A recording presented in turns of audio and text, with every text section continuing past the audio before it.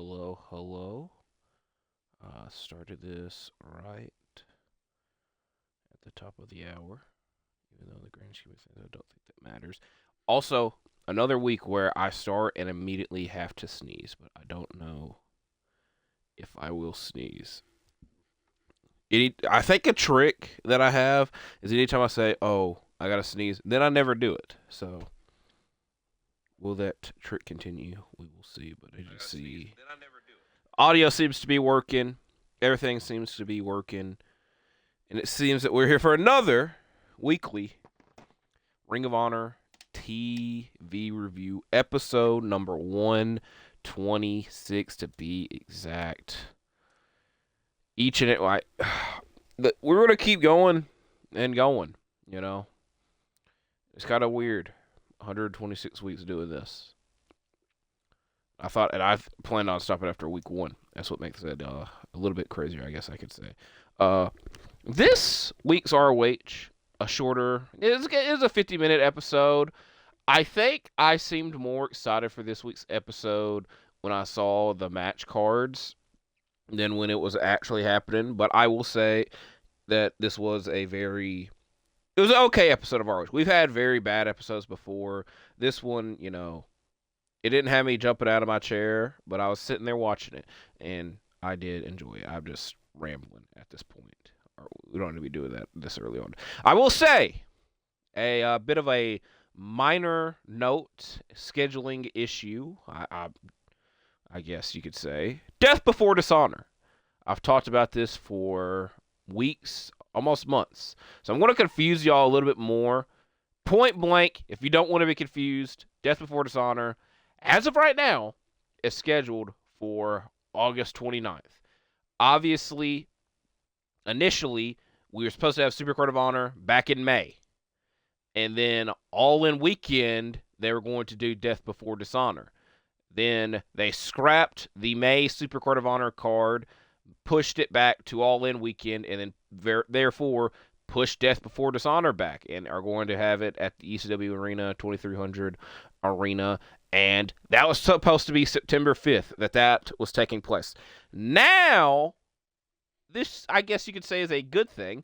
It's going to be a week earlier, and it's going to be on August 29th, still at the 2300 Arena. This time around, it's not as big of a deal, because I made a big deal about Super Court of Honor being rescheduled and the bullshit that came with that. This time around, it's not that big of a deal, because tickets did not go on sale until this week, where with Super Court of Honor, they literally had sold tickets, promoted the show, etc. They had to cancel. I imagine and hope they refund the people that bought the tickets to the May Super Court of Honor show. Where this time around, they just now sold the tickets, so we don't have that big kerfuffle with that. And it's a week earlier,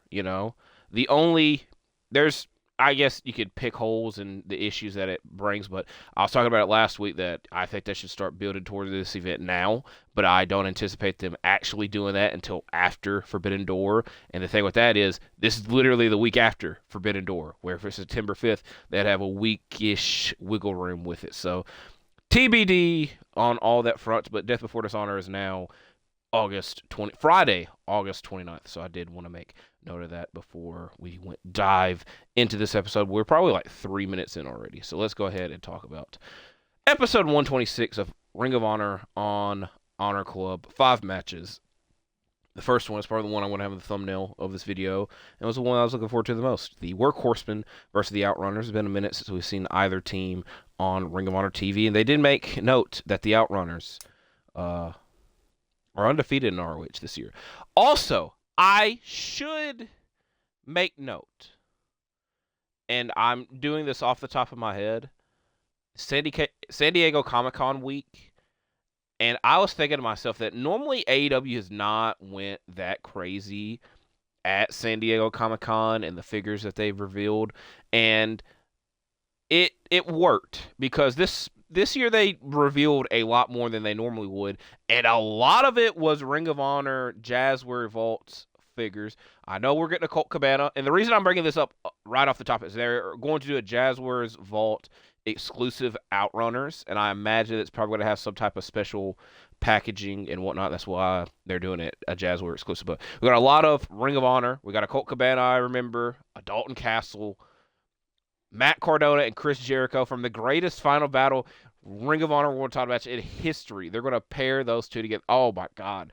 I sometimes forget that match happened, but it gets reminded, and now there's an even bigger reminder of it. We're getting Christopher Daniels, which is probably the figure I was second most excited to see because it has been way too long since that has happened, and it's going to have two different head swaps. That way it's kind of like two different eras of Daniels, even though he kind of looked the same for a majority of his career. Now, the one that I will say I am the most excited for, and why the hell it took so long, I don't know, but we're finally getting a Ring of Honor version of Athena, and I've complained and pondered why it took so long that I might actually have to purchase that when it comes out. So I guess there's some extra Ring of Honor news there. I'm trying to think of other things that they revealed. I remember they didn't show the picture of a Beast Mortos figure, but I know that they are making one, and he does compete on this week's episode, so it's quite a wow single hit about. So y'all don't care. Y'all might care. I hope y'all care. I hope y'all care. Got sidetracked. But Ring of Honor, episode 126, Workhorsemen, Outrunners. Truth Magnum and Anthony Henry start the match off after no code of honor, but we do get frequent tags throughout the match. Floyd struggles to lift JD Drake up. Most of this match is frequent tags, like I said earlier. Unfortunately, the referee does not see Floyd tagging in, and this leads to more damage being done to Truth Magnum. Once he does tag it, he is finally able to lift up JD Drake, and that takes him out, and the Outrunners win with the Miami Overdrive. Speaking of the Beast Mortos, his matchup is up next as he takes on Sir Pentico. Fast-paced start early with drop kicks, Hurricane Ranas, and roll-ups by Sir Pentico. He even lands a tope suicida on the outside, but it does not take the Beast Mortos off of his feet. Mortos lands a backbreaker and an awful waffle, shout out Chuck Taylor, to pick up the victory that they called the Destination Hellhole, which this move is essentially just a elevated pile driver. I've always called it the awful waffle because of Chuck Taylor. I've never heard it called the Destination Hellhole until now, so we'll see which way I refer to it as from now on.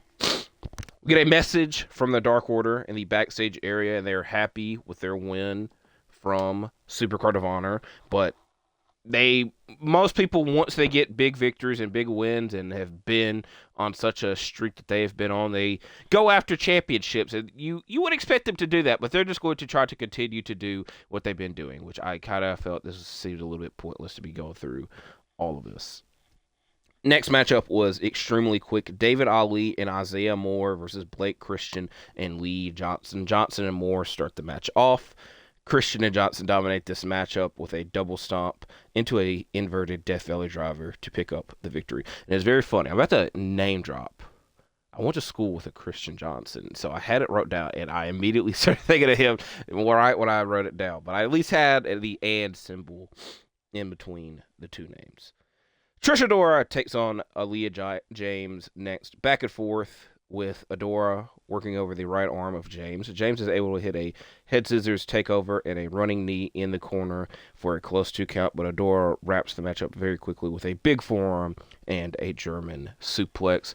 And probably my least favorite thing to come from this episode of Ring of Honor is this backstage segment. Mark Sterling, Tony Nese, and Ari Daivari, the premier athletes, are backstage, and they've been doing this thing, and I've just ignored it, to where any time that Dustin Rhodes kicks Mark Sterling with in